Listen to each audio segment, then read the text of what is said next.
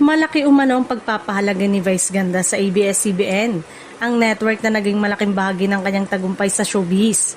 Sa pamamagitan ng It's Showtime, mas nakilala ang kabogable star at nabuksan para sa kanyang maraming oportunidad sa telebisyon, pelikula at endorsement. Kaya naman sa gitna ng mga pinansyal na hamon na kinakarap ng Kapamilya Network, napaulat na gumagawa rin umano ng paraan si Vice upang makatulong.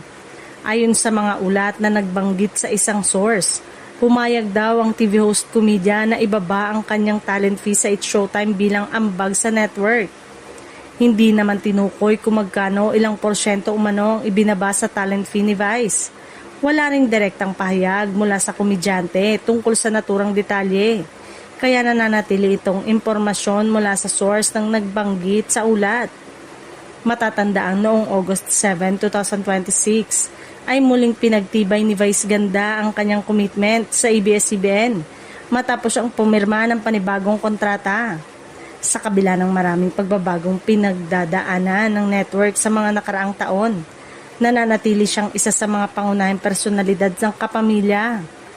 Hindi rin ito ang unang pagkakataong naiugnay ang kanyang kinikita sa pagtulong noong 2021. Ibinigay ni Vice ang kanyang isang araw na sahod mula sa It's Showtime bilang tulong sa mga naapektuhan ng bagyong Odette.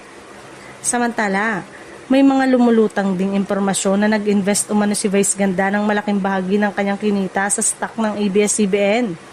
Gayunman, wala pang kumpirmasyon mula mismo kay Vice tungkol dito.